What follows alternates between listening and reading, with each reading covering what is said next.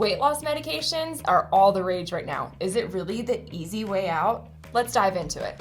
Ozempic, Wegovy, Mounjaro, semaglutide, tirzepatide, there's so many names for it, but what are these things?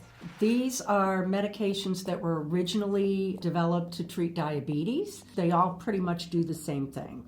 Wegovy is the same molecule, but it's used for weight loss, where Ozempic is used for diabetes. And same with tirzepatide. For diabetes, the tirzepatide is called Mounjaro, and it's Zepbound for weight loss. All of these medications are GLP-1 receptor agonists. So GLP-1 receptor agonists mimic a hormone that our bodies produce after we eat. And this hormone tells the brain to stop being hungry. So basically, that's what these medications do. They tell your body, okay, I've had enough to eat, I don't need to eat anymore. So we're not feeling as hungry, we're not eating as much food, we are able to lose weight a little bit easier. These medications can affect the blood sugar by keeping it more level and avoiding spikes and drops, which really sets our body up to be in a better space to burn fat. So if you are taking this medication, your body is just prepped to be able to burn fat better. These medications are really pretty safe. There are a few people who really can't take these medications. Number one, people with a personal or family history of medullary thyroid cancer, or MEN2, which is a genetic disorder that increases people's risk for thyroid cancer. That's really the only black box warning that is in these medications. We also don't recommend that people with a history of chronic pancreatitis take them. We don't have a lot of evidence that these drugs are safe for pregnant and breastfeeding women, so we do recommend that for those women who are anticipating getting pregnant, that they discontinue these medications 2 months before they try and conceive. So all of this sounds really great, right? Increased weight loss, hungry less often, things are just going perfectly. Well, not always. Sometimes there are some side effects you may experience on the medication. They're mostly easily managed, but let's dive into what those look like. Well, first one that we hear about is nausea. Most people find that if they have nausea at all, it tends to come and go. It tends to get better over time as your body adjusts to the medication. Most people manage it by eating or drinking when they feel a little bit nauseous. For those who really struggle with it, we can provide medication to help with that. That's a great point. I've noticed that myself and patients that I've worked with have experienced nausea when they let their stomach stay empty for too long. So definitely eating smaller bits throughout the day, snacking, high protein foods can help to decrease the nausea that we feel. Absolutely. Second one that we constantly hear about is constipation. These drugs slow the GI system down, so that's a pretty common complaint. Easily managed, just making sure that you're getting plenty of fiber in your diet, increasing water intake. Over-the-counter stool softeners and occasional mild laxatives can be helpful as well. I've really found that you may benefit from a greens powder or a daily probiotic with gut health as well, just to kind of help things running smoothly, I guess you could say. Absolutely. I've had rare complaints of people with fatigue. Really, only about 10% of people really complain about that. I usually recommend something like vitamin B shots. It can be helpful to just increase energy level. Yeah, fatigue can be a not so fun side effect, usually just as you're getting adjusted to the medication. Eating foods that are higher in good complex carbs and protein to kind of give our body that energy and fuel that we need is really helpful. And I love vitamin B12 injections to help give us that sustained energy boost without a crash that usually comes with caffeine or other stimulants like that. I hear a lot of people in social media are concerned about gastroparesis with these medications. What is gastroparesis? Well, basically it's a situation where the stomach stops contracting to move food through. This is a very rare complication. Usually is seen more in people with diabetes because they're more prone to it. So I like people to realize that this is exceedingly rare, and we may be able to avoid it if people are starting to have real issues with constipation. You know, we can kind of intervene in that more quickly to avoid a more severe side effect. Yeah, so catching these things early is a great way to help prevent something from turning into a bigger problem. Talk to your provider, communicate with them. So how effective are these medications for you as you're trying to lose weight?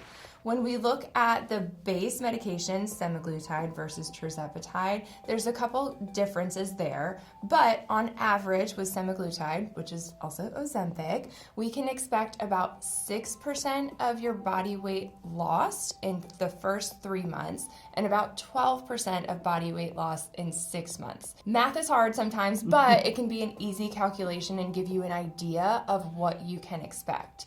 Now, tirzepatide or Mounjaro, yep. Yes, that one we see a little bit more weight loss associated. So usually on the higher side of like 15% after about 6 months of weight loss there. There is no right or wrong answer, just depending on your specific body, your goals, and which one is going to work the best with you.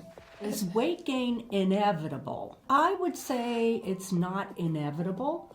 But like any other modality for weight loss, once you stop using that modality, people will tend to gain some weight back. I think people who are more successful in maintaining weight loss are those who have developed healthier eating habits, better exercise habits, and realize or are mindful about those hunger cues that may return once you're off these medications. Yeah, these medications are a tool in the toolbox. They are not a miracle medication that is going to just fix all of your problems and you'll never have to deal with them again. They are a tool to help us learn healthier habits and establish different routines in our life so that when we do come off of them, we can carry that through. Some people like to think that it's kind of a magic pill, and it is not.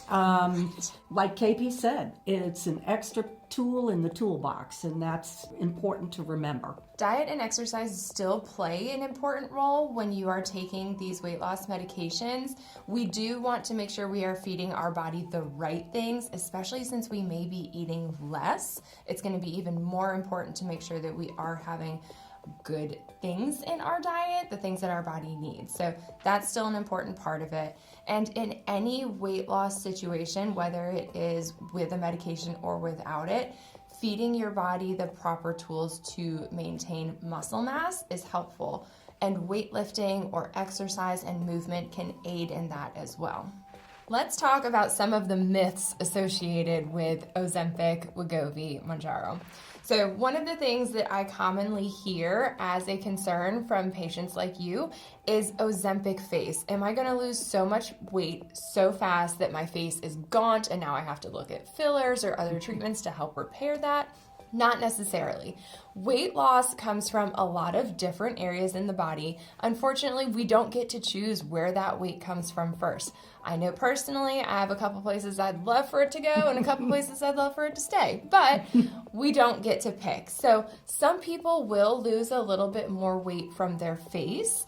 It is not because of the medication, it is from how they are naturally predisposed to lose weight. So with anything, when it comes to weight loss, we do want to do things in a slow and safe manner. Rapid weight loss is not safe at any point, whether it's through crash dieting, through using a tool like Ozempic or Wegovy. So doing things slow and steady is going to be the best way to win this race. A big barrier for a lot of people is cost. So how much do these medications cost? They are quite expensive, and they are intended, for the most part, to be taken lifelong. The developers of these medications see obesity as a chronic disease, not dissimilar to high blood pressure and that kind of thing. In reality, partly because of their cost, we do know that people stop using them for financial purposes. So cost can be a barrier for these medications. Some of the ways that we can look at mitigating that cost or helping it out a little bit, sometimes people are lucky enough to have this covered under insurance. That is such a blessing. A lot of us aren't. So if you are one of the people who are not able to have this covered by insurance or you don't have insurance, there are other options.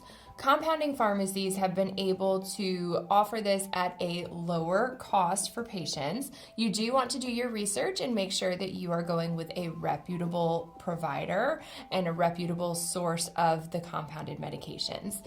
Tirzepatide does tend to be a little bit more expensive than semaglutide, but there are options out there. Now, these medications are intended to be lifelong, but because of that cost, that's just not sustainable for most patients. So how do we go off these medications?